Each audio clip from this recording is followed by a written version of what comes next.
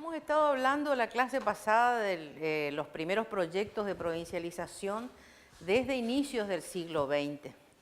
Y hicimos una breve introducción de cuál era la situación del país en las primeras décadas del siglo XX. Estábamos celebrando el centenario, el primer centenario de la Revolución de Mayo, donde se mostraba a los gobernantes que vinieron a visitar el país en esa oportunidad, invitados a celebrar el evento, la mejor fachada de la Argentina, que era la Argentina moderna, pujante y progresista, pero era el rostro que se mostraba desde la capital federal y específicamente desde el microcentro de la capital federal.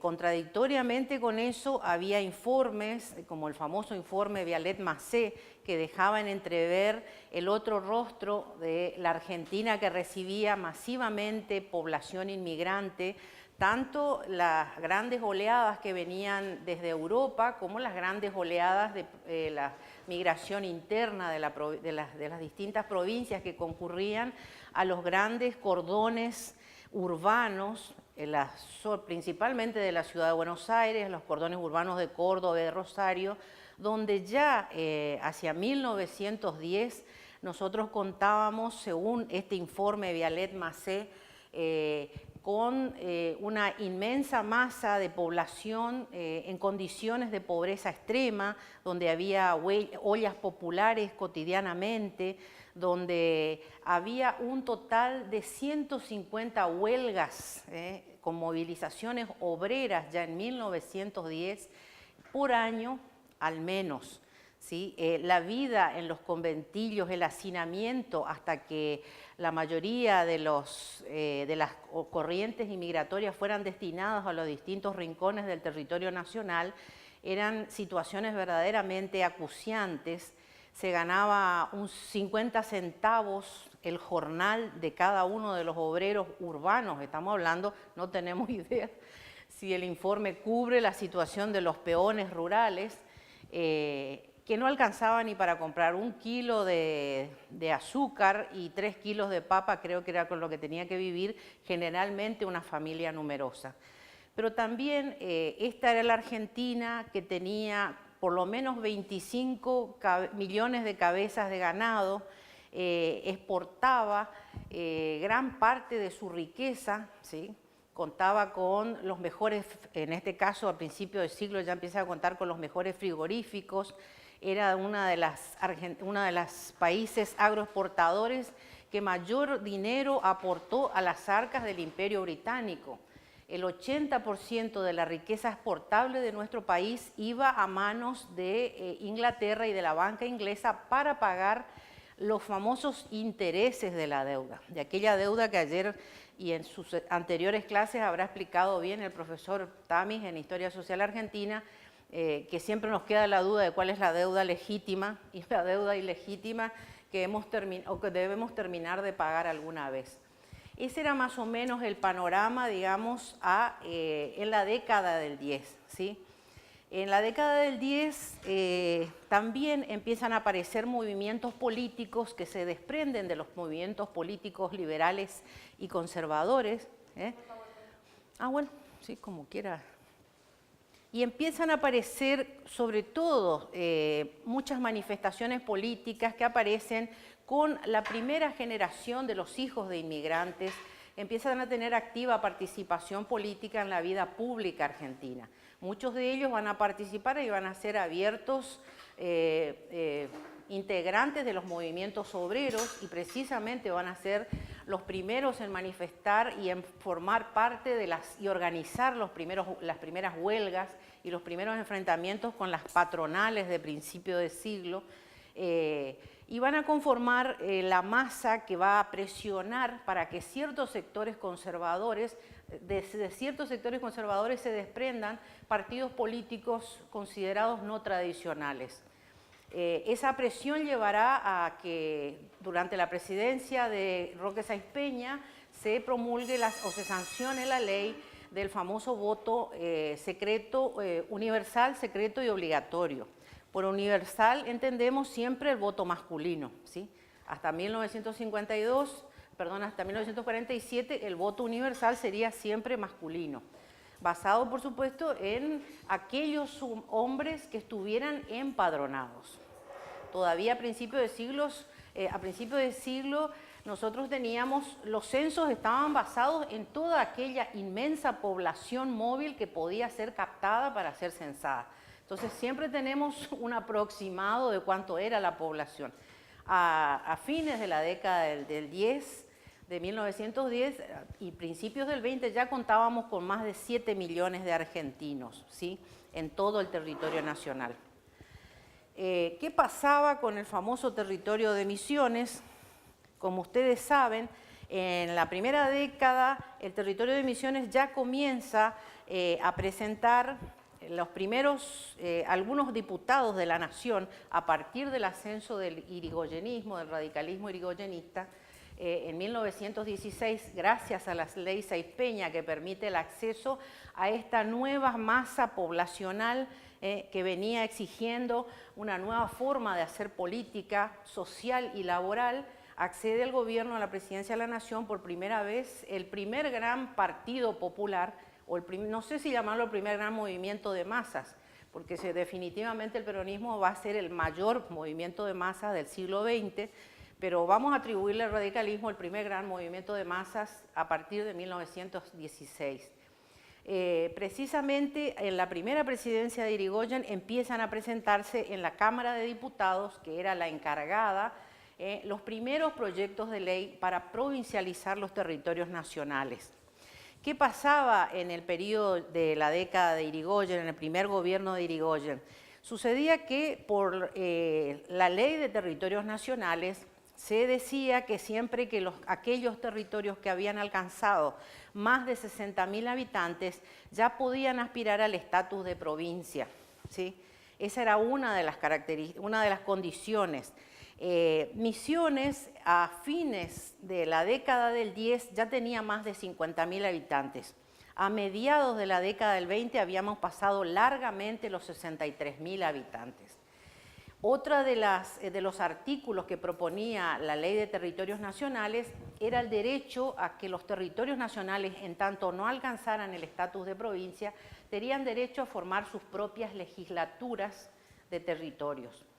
Esa legislatura le permitiría a los ciudadanos de cada uno de los territorios acompañar la gestión del gobierno del territorio nacional, participando en todo lo que era la organización del presupuesto, la organización y la mensura de las localidades, el otorgar concesiones a empresas privadas cuando el gobierno no se hacía cargo de todo lo que eran las obras de infraestructura en caminos y de infraestructura en servicios, ¿sí?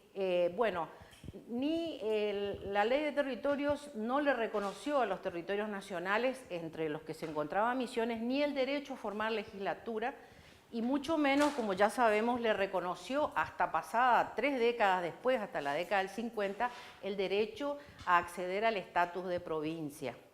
Sí, los primeros de los proyectos que presentó el radicalismo a lo largo de toda la década vamos a decir, del 10 al 20 al 30, fueron la suma de por lo menos 15 proyectos de ley, ¿sí? En casi todos ellos, los diputados radicales partían siempre del hecho de reconocer que el territorio de Misiones debía recuperar el estatus histórico de provincia colonial que había tenido en el pasado. No todos los proyectos de ley, de la larga suma de proyectos que presentaron diputados radicales y socialistas antes de la aparición del movimiento peronista, hacían mención a este detalle. Siempre se hablaba, sobre todo desde el punto de vista del radicalismo irigoyenista, de que el territorio de Misiones en particular debía recuperar su antiguo estatus de provincia colonial, y aparte de que citaban en los distintos momentos históricos en que esta provincia, inclusive ya en el proceso como provincias unidas independientes, podemos decir, había participado de la vida pública, en las decisiones de la vida pública. Pero, sin embargo, lo que llamó la atención es que en las 2 primeras décadas en que los diputados de la Nación, tanto radicales como socialistas, presentan proyectos a favor de Misiones, desde la provincia de Misiones había un profundo silencio, se podía decir. Si bien nosotros no podíamos elegir legisladores de territorios, tampoco teníamos la capacidad de mandar ningún tipo de legislador al Congreso de la Nación, a la Cámara de Diputados, porque al no tener el estatuto de provincia no podíamos elegir legisladores. Estábamos siempre limitados los ciudadanos de los territorios a elegir, como ya dijimos en clases pasadas, consejos, los consejos de jueces de paz y las comisiones vecinales. Eso era todo a lo que se reducían los derechos constitucionales de los argentinos. La mayoría de los argumentos enunciados por los diputados radicales y socialistas también hacía mención que ya hacia la década del 30 los 10 territorios nacionales contaban con más de 1 millón de habitantes y al menos 2 territorios nacionales superaban el excedente económico producido por más de 3 de las antiguas provincias argentinas.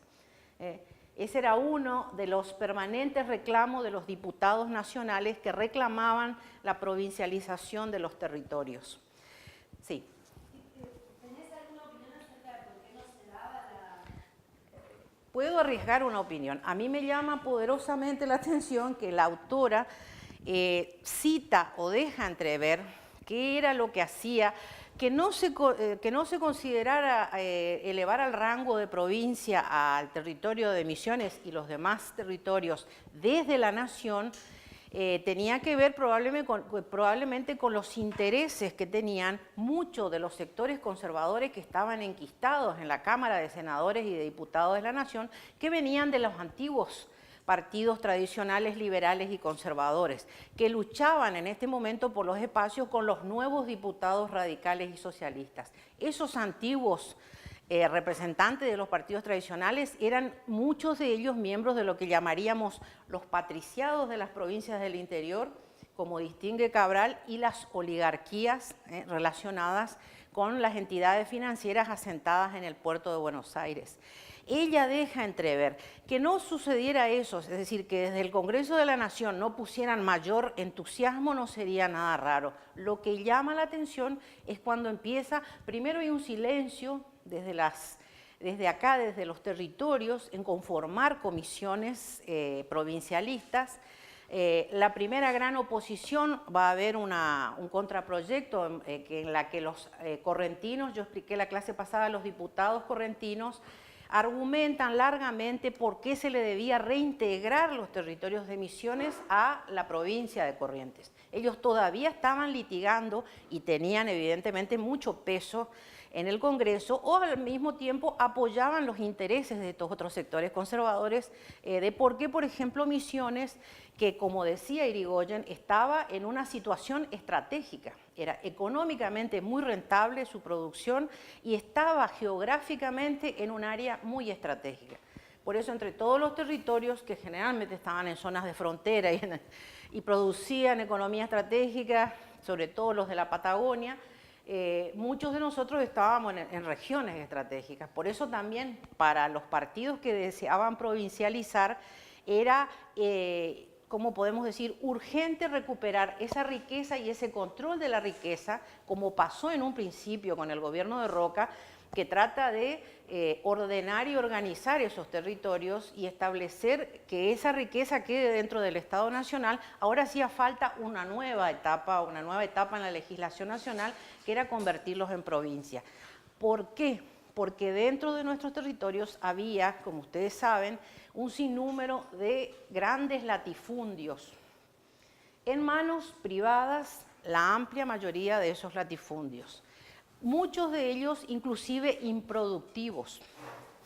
Entonces, si bien la autora cita y da larga lista de los, digamos, las familias o las compañías que hacían uso o usufructo de esos latifundios, no dice nada más. Ella como que aporta los datos y no arriesga ninguna teoría. Yo todo el tiempo en que estuve leyendo esta suma de datos interminables decía, bueno, pero ¿cuál es el trasfondo? Yo puedo leer... Me parece que claro. todas las familias, o sea, una es la tenencia de la tierra y otra que todas las familias eran originariamente correntinas. Ese patriciado Exactamente. era correntino, es decir, eran hijos de nacidos en Corrientes y venidos acá, o nacidos acá, pero de Corrientes, Sí. papá correntino y abuelo correntino. Parte de ellos. No nos olvidemos que muchos de los latifundios que temieron los patriciados, los integrantes del patriciado correntino, que en la recuperación de esos territorios por el Estado Nacional, al convertirlos en territorios, les fueran quitados, ellos venden nuevamente a empresas extranjeras o a empresas que tenían compañías asentadas en la capital federal, ¿sí? Y que hacían explotaciones privadas que no tenía que ver con la colonización agrícola.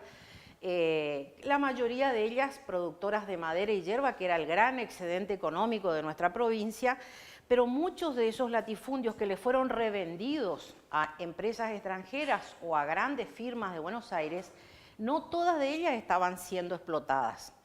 Entonces ahí en el proceso de provincializar, muchos de los argumentos que van a aparecer, pero ya en el periodo peronista, va a ser precisamente eso, que el territorio nacional que se provincializara debía recuperar las tierras no aprovechadas, ¿sí? Las tierras no productivas.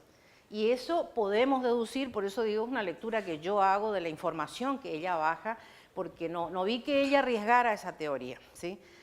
Me pareció que eran los argumentos que más le pudo haber preocupado a estos sectores conservadores, siempre ligados a esas grandes familias latifundistas y a los intereses que tenían muchas de estas compañías. Ella sí da con nombre y apellido el nombre de las compañías, algunas, no todas.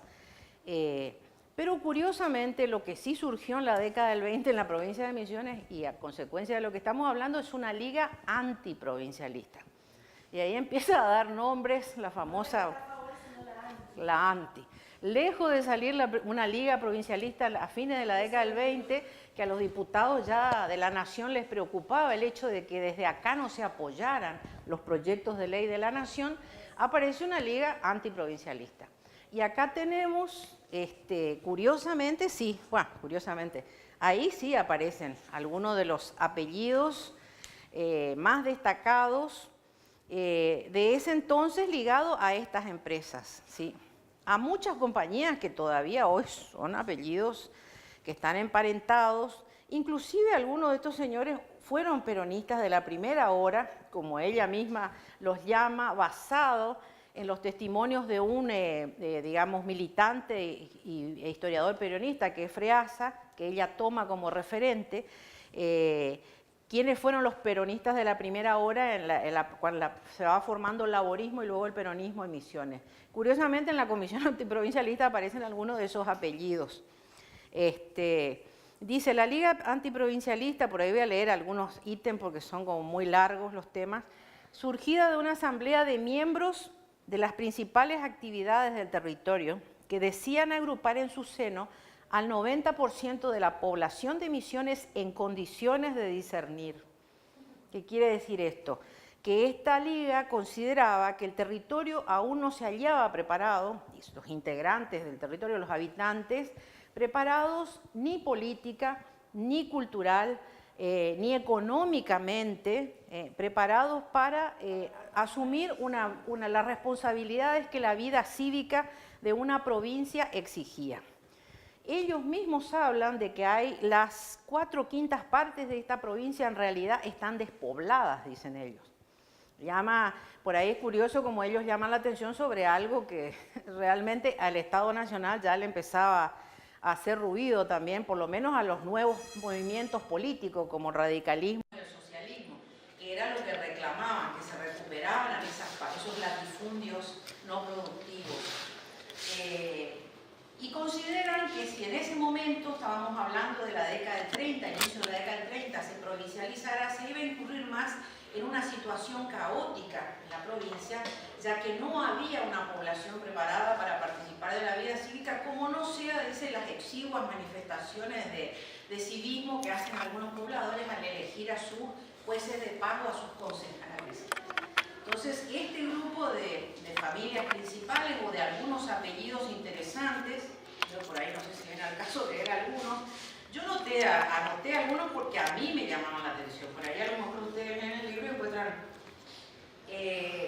esta comisión que se forma de la ciudad de Posadas es avalada por los presidentes de comisiones vecinales de todo el territorio. Y algunos de los apellidos que a mí me resultaron... Esta es la antiprovincialista. Esta es la Liga Antiprovincialista de 1929. Por ejemplo, aparece Casiano Carvalho, muy conocido historiador y activista. Él era secretario de la comisión vecinal de, territorio de Misiones, por San José. Luis Romeo Barrios, por la comisión de Corpus. No sé si a alguno le suena. Luis Romeo Barrios fue toda la localidad. un peronista de la primera vez. No, de Posada solamente. No. Esto yo le empecé a citar, me llamaron más la atención los apellidos del interior de Misiones. Luis Romeo fue uno de los peronistas de primera hora, digamos, después fue embajador por la Argentina ante la Unión Soviética, en fin, tuvo distintas actuaciones. Su esposa fue diputada, muy amiga de él. La familia Zamboni en Santa Ana también era quien se había opuesto, y acá le cabe entrar a un pariente lejano de mi familia, que es Adolfo Krause, por la Asociación Argentina de Plantadores de Yerba en Apóstoles. Ahí sí ya aparece un sector importante ligado a un área de producción importante. Si bien esta asociación argentina evidentemente pertenece todavía, tiene vínculos con el Estado Nacional. Pero acá estamos hablando de sectores sociales que evidentemente tenían intereses que de una u otra manera, al recuperar el Estado Nacional, la potestad de las tierras, muchas de las tierras improductivas que hubiera, debían pasar al patrimonio de la provincia, como provincia. Ese era uno de los tantos argumentos. Y bueno, ellos insisten reiteradamente en que es una provincia incapacitada para llevar a cabo las responsabilidades cívicas, y de lo otro que se quejan bastante en esta liga es el hecho que dicen que si nosotros, al provincializar el territorio, deberíamos cargar con ¿cómo podemos decir? La responsabilidad, la provincia tiene que hacerse cargo de la infraestructura en caminos y la infraestructura en servicios públicos que le competía hasta ese momento a la nación. Entonces, ellos consideran que Misiones no era una provincia económicamente en condiciones de hacerse cargo, que en ese contexto, teniendo en cuenta la cantidad de producción y excedente que tenía, ahí sí la autora, sin decir nada, hace una larga lista de las producciones, de las zonas de colonización privada, de las compañías y empresas misioneras que estaban produciendo altísimo excedente, y bueno, ahí entra la famosa firma Martín y compañía. Bueno, por ejemplo, citan Santo Pipó y Puerto 9 de Julio, había una importante colonia yerbatera de suizos franceses que tenían explotaciones y molinos propios. La firma Martín García y compañía explotaba plantaciones de yerba mate en los puertos Lapacho, Pirapó, Naranjito, Tabaí, Alves, Mineral, y ahí empezamos a ver cómo algunas de estas compañías prácticamente eran dueñas de casi un departamento entero. Y citan a una de ellas, yo pensé que por ahí Bartes iba a ser uno de los principales citados, una de las que más me llama la atención, las que sí habla, digamos, con cierto grado para demostrar que también acá había suficiente excedente en la producción de la colonización únicamente, la colonización privada, y cita lo que sería la famosa picada maestra, el desarrollo económico que había generado. Picada maestra sería, alguno de ustedes, no sé si es de la zona del Dorado, o tiene familias en el Dorado, sería prácticamente la colonia, el punto de partida inicial de la colonia El Dorado, la colonización privada alemana. Picada maestra ya para la década del 20 tenía trazado solo en el área de la colonización privada más de 200 kilómetros de camino, de 30 metros de ancho. Esta compañía privada, Compañía El Dorado de Colonización y Explotación de Bosque, contaba con más de 5.500 habitantes solo en esa picada, dejando de lado lo que después sería el predio de la colonia El Dorado. Tenían chacras experimentales propias, estación telegráfica propia, usinas eléctricas, destacamentos, comisiones de fomento, escuelas del Consejo Nacional de Educación. Eso era uno de los polos de desarrollo pero que eran los polos de desarrollo, podemos decir, habilitados, porque fue parte de la colonización privada que se acordó con el Estado Nacional.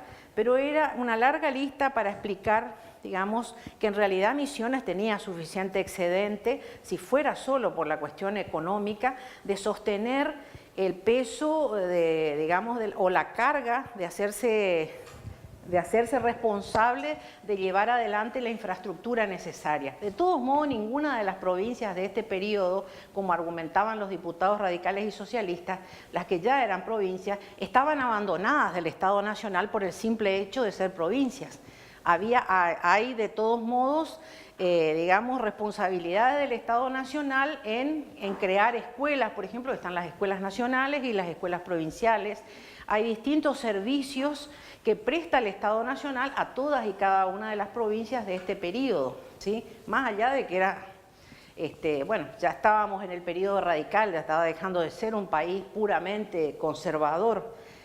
Ese fue alguno de los argumentos. De todos modos, la Liga Provincialista logró su propósito en una acción coordinada entre los responsables de ciudades y pueblos y los proyectos hasta ese momento presentados se pasaban a dos históricas comisiones que ya hasta la década del 40 eran consideradas nefastas, que era la Comisión de Asuntos Constitucionales y la Comisión de Territorios Nacionales dentro de la Cámara de Diputados. Mandó a dormir a todos los más de 18 proyectos que presentaron en las 4 décadas. Esta, por supuesto, como estuvo asistida por una liga provincialista, logró, por lo menos a lo largo de toda la década del 20, impedir que progresaran otros proyectos. Durante la década del 30 sí, ya asistimos a una liga provincialista en Misiones. Ahí también vamos a ver algunos de los más famosos apellidos de nuestra localidad. En este momento, por ejemplo, ya había 69 localidades semiurbanas en la década del 30 y algunas de ellas, las principales, superaban los 2.000 habitantes. Los diputados radicales y socialistas de la década, bueno, ya en la década del 30 viene el primer gran golpe cívico-militar de la historia argentina del siglo XX, que se le hace al presidente radical Hipólito Yrigoyen, y entramos en lo que sería el periodo llamado la década infame, ¿sí? Sin embargo, es en esta década en que Misiones empieza a prosperar la Liga Provincialista. Por algún extraño motivo siempre estamos fuera de ritmo con los movimientos sociales, por lo menos lo de la primera etapa de la Argentina. En 1933 se constituye la primera comisión provisoria, lo que sería en adelante el pujante movimiento provincialista. Las primeras grandes reuniones y jornadas de debate se realizan todas en el Teatro Español, que fue fundado en 1910. Esa era la fachada un poco de las instituciones que yo había traído en el PowerPoint a modo de ilustración, nada más de para ver cómo fueron apareciendo algunas de las instituciones y servicios públicos más destacados de Posadas y de algunas zonas del interior. Un poco apoyando esa idea de que en realidad Misiones tenía suficiente pujanza económica como para sostener el rango de provincialización. De ahí que estuviera bien distribuida o no las áreas productivas y en manos de quién estaba, ese era otro tema a discutir, ¿sí? Entonces, en la década del 30 se conforma la primera gran comisión provincialista. Bueno, ahí tenemos apellidos. La mayoría de ellos actuaron también, se aseguraron de ser apoyados por la prensa local y por la prensa nacional. Como muchos de ellos, como don Aníbal Cambas, eran historiadores, Manuel Antonio Ramírez, el poeta y periodista, eran activos militantes y periodistas al mismo tiempo, se aseguraron de escribir documentos muy bien fundamentados y de sostener todo el tiempo posible en los distintos medios locales que se fueron creando, periódicos y revistas, no solo en Posadas, sino en el interior de Misiones también, para sostener los argumentos y entusiasmar e informar a la población. Llama la atención que, bueno, el territorio se funda, a ver más o menos en qué, no sé, si viene al caso a nombrar algunos de los apellidos destacados de esta comisión, como Eugenio Heró, el doctor Héctor Barreiro. El doctor Barreiro fue gobernador de la provincia de Misiones en 3 ocasiones. Fue un médico venido de la provincia de Corrientes, que durante varios años, hasta que en 1924 se crea el hospital regional, con el que hoy todavía contamos, ya bastante más remodelado. Este hospital regional es producto del periodo del radicalismo irigoyenista. Antes de ese hospital habían otros hospitales que habían creado grupos de caridad, digamos, relacionadas a la Iglesia Católica y a la Logia Roque Pérez. Esos hospitales que funcionaron antes fueron atendidos por médicos muy destacados de nuestra localidad. Entre ellos se encontraba el doctor Héctor Barreiro, que atendieron más de 10 años gratis, porque al no haber digamos, presupuesto para sostener esos hospitales, ellos atendieron más de 10 años gratis a la población de Posadas. Obviamente no habrán tenido capacidad para sostener la atención de la salud de toda un área. Al crearse ya el hospital regional, suponemos que en esa época tenía mayor capacidad de contener a la población que viniera del interior, suponemos nosotros. Bueno, hay apellidos, como íbamos diciendo, Alvarenga, Julio Alvarenga, Demetrio Vivanco, Adolfo Pomar, Mario Herrera, Pedro Rebollo, Aparicio Almeida, que fue uno de los primeros gobernadores, el primer gobernador durante el periodo peronista, Mariano Díaz, Juan Olmo, Aníbal Cambas, Aníbal Lesner, Carlos Silveira Márquez, Antonio Monzón, Atilio Recaborde, Julián Freasa, otro peronista de primera hora, vamos a nombrar, y Leopoldo López Forastier, además de el famoso poeta que nombré recién, que era Manuel Antonio Ramírez. ¿Qué habrán dicho de Manuel Antonio Ramírez? Que murió como consecuencia de un ajuste de cuenta por una situación amorosa. Aparentemente, él era un abierto militante y por enunciar sus ideas políticas en contra de un adversario fue que él recibió el tiro, que eso no quita, como dicen algunos, que él haya tenido varias, era muy admirado por las mujeres de la ciudad, parece ser que era sí, muy bien recibido por las damas locales, pero que esa situación que lo llevó a ser asesinado públicamente tenía más que ver con su militancia política abierta y expresar sus ideas en los periódicos antes que con esa situación amorosa con la que históricamente se lo relacionó a este famoso poeta y periodista. Bueno, vamos a ver, ya entrada la década del 30, lo que consiguió la Liga inicial, digamos, la Liga Provincialista inicial, fue por lo menos que se presentaran o apoyaron 4 proyectos del socialismo más en la década del 30 y 3 proyectos más del radicalismo, ¿sí? Todos ellos tuvieron mucha repercusión en los diarios más importantes de Buenos Aires, como La Prensa, La Crítica y La Razón, ¿sí? Y también enuncian algunos de los argumentos principales que después yo le voy a pedir en alguna le consulto en alguna de los cuestionarios de la evaluación, que ustedes vayan enumerando los argumentos más importantes de por qué se debía provincializar, ¿sí? Ellos lo único que remarcan es lo que ya se venía diciendo en las 3 décadas anteriores, que la nación y los sectores conservadores de la nación consideraban peligroso otorgarle la libertad de autogobernarse porque los consideraban incapaces de saber qué hacer con su libertad, que eran los mismos argumentos que alguna vez esgrimieron para negarle el derecho a independencia a los argentinos que ahora gozaban del estatus de argentinos y miembros e integrantes de las provincias, ¿sí? Entrada la década del 40, casi todos los proyectos que se presentaron en la década del 30 pasaron por la nefasta Comisión de Asuntos Constitucionales y la Comisión de Territorios y ahí quedaron, ni siquiera algunas fueron tratadas, digamos. Ya iniciada la década del 40, el panorama argentino y el panorama internacional estaba bastante convulsionado. La Argentina estuvo marcada por 2 grandes eventos, uno la Segunda Guerra Mundial, ¿sí?, a nivel internacional, en la que la Argentina, reiterando su posición con la que se había posicionado en la Primera Guerra, sigue declarándose neutral ante los eventos internacionales, ya que los Estados Unidos había convocado una conferencia panamericana para que los países de Latinoamérica apoyaran a los Estados Unidos en esta gran conflagración mundial.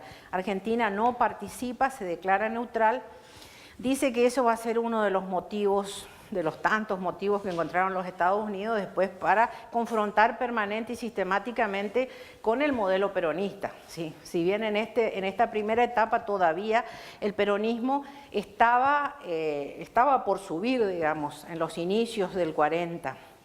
El otro gran evento de la década del 40, que es el contexto histórico en el que se van a disputar los principales proyectos de provincialización de la década del 40, sería el ascenso del mayor movimiento de masas de la historia argentina durante el siglo XX, que es el peronismo. En ese contexto vamos a tener 15 proyectos presentados, ¿sí?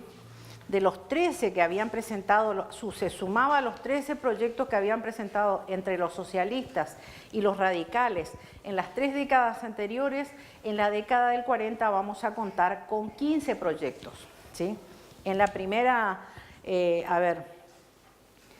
ya entre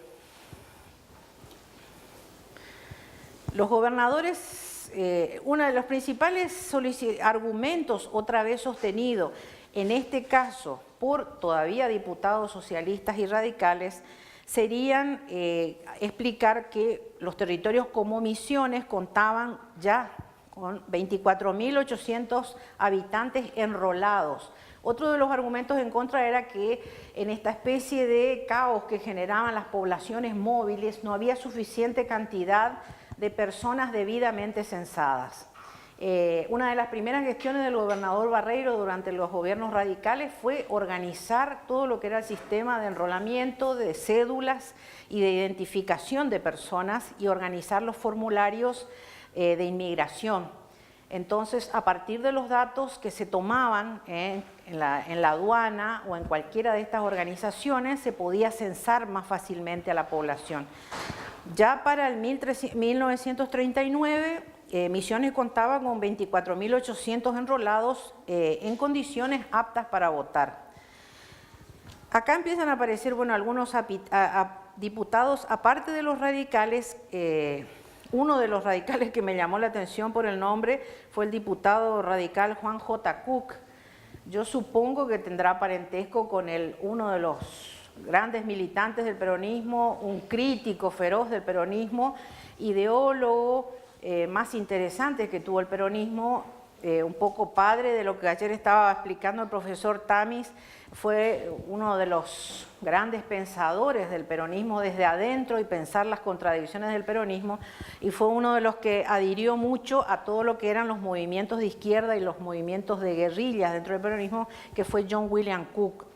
No estoy segura si él es un pariente, pero bueno, da la casualidad que es un diputado radical inmediatamente anterior a la era peronista, y como el peronismo se conformó de distintas corrientes, él es uno de los que insiste en que se tienen que revisar los proyectos anteriores y que ya la suma de estos proyectos está llevando demasiado tiempo, y rechaza enérgicamente la idea que de los gobiernos, que el Senado de la Nación, que la Cámara de Diputados considere que los territorios son desiertos de semi-barbarie, incapaces de gobierno e indignos de alternar con el concierto de las demás provincias argentinas. La prensa de Misiones de la época, le digo, voy a nombrar algunas de las revistas que me llamaron la atención, que apoyaban desde Misiones, difundiendo e informando por qué estábamos en condiciones. Estaba la revista En Barihuí, en Posada, a favor, toda la prensa a favor. Había una revista En Barihuí, no sé si tiene algo que ver con la actual revista En Barihuí, me parece que no, pero ya había un antecedente de esta revista en Posadas. Los diarios El Día y La Tarde de Mariano Díaz, los diarios socialistas, El Territorio, que había sido fundado en 1910, y en Oberá, el famoso semanario Oberá. Después, bueno, los diarios de Buenos Aires, los principales de la época eran La Prensa, La Razón, La Nación y Crítica, algunos de tendencia bastante poco populistas, que eran los que se encargaron de difundir, digamos, los motivos de nuestra provincialización. Al estallar la revolución del 4 de junio del 43, que lleva al ascenso, o va a llevar al ascenso, al coronel Perón, junto con el grupo de militares que ascienden al poder, ¿sí? En este momento en nuestra provincia estaba gobernando, asume un mayor llamado Fermi Pin, y luego le sucede el ingeniero de Armada don Eduardo Otaño. Lo más destacado de este periodo sería la convocatoria a una segunda muestra de trabajo regional, que es lo que permite que nos visite por primera vez un presidente de la nación, ¿sí? Que sería Edelmiro J. Farrell, que en ese momento ocupaba la presidencia de este grupo de militares que asciende al poder en el 43, y va a ser el primer presidente que visite el territorio y al cual se le pueda mostrar someramente cuál era la realidad productiva y poblacional y por qué estábamos en condiciones de asumir ya el rango de provincia largamente postergado. También es la década en que se crea Celulosa Argentina en Puerto Piraí y comienza a funcionar la famosa cooperativa limitada Santo Pipó Tuingoil, porque estamos viendo ya que digamos, la producción tradicional de Misiones basada en la hierba y en la explotación de madera estaba prácticamente agotada. Se necesitaba diversificar los cultivos, ya se había ingresado, dice la autora, en lo que sería la etapa productiva de diversificación de cultivos mediterráneos o subtropicales, donde se ingresa en la explotación del té, el tung, los citrus. La soja ya en ese momento empezaba a tener importancia en la década del 40, no la importancia que tiene hoy en día y por motivos muy diferentes, pero ya se explotaba y se intentaban diversificación de cultivos. Bueno, es también un periodo en que la mayoría de los diputados que se han pronunciado contra el sometimiento de muchos de los argumentos que yo voy a seguir, que sigo incorporando a lo largo de este resumen, tenía que ver siempre con el hecho de que ya era impostergable la situación. Pero en este periodo, a partir del 47 en particular, ya con Perón en la primera presidencia, lo que se suma a los argumentos de los diputados que piden a través de proyectos de ley de la Nación, permanentemente se habla de cómo las tierras fiscales improductivas y las tierras fiscales que no han rendido hasta ahora, no han sabido o no han estado obligadas a pagar impuestos y a aportar al erario público, van a ser incorporadas como herencias de las tierras una vez que esto sea provincializado. A ver, como en otro proyecto del senador peronista César Vallejo determina que quedarían incorporadas a las nuevas provincias como bienes del patrimonio de las mismas todas las tierras que pertenecían a la nación, reservándose aquellas destinadas a la colonización que hayan sido entregadas a concesionarios de acuerdo con los términos de la ley de tierras y reglamentaciones en vigor. El desarrollo agrícola de Misiones se hallaba en ese tercer ciclo que habíamos explicado recién y, como dije, fueron 15 proyectos presentados en la década del 40, del total que llegan hasta la era de la provincialización fueron 28, ¿sí? Siempre hablando sobre el problema de la tierra, muchos de los diputados del periodo peronista que va del 50 al 52 vuelven a remarcar, además de la urgencia, el tema de que debían quedar incorporadas a la nueva provincia como bienes el dominio privado patrimonial de las mismas, las tierras que pertenecían a la nación. Y así en varios argumentos y sucesivos proyectos de ley se va reiterando siempre ese aspecto de que la nación cediera a las nuevas provincias todas las propiedades fiscales utilizadas. En algunos casos sí eran necesarias, como las oficinas públicas o pasar los sistemas educativos nacionales al sistema provincial, pero digamos que, bueno, uno de los eventos que terminó pesando también sobre dar definitiva causa a la provincialización fue la actuación que tuvo Eva Duarte de Perón cuando ella se dirige al Senado de la Nación y sugiere a través de su rol de presidenta del Partido Peronista Femenino, que se provincializa en dos provincias, que se provincializa en dos territorios, sobre los cuales ella insiste en particular. A ver si acá puedo encontrar, hay una breve alusión.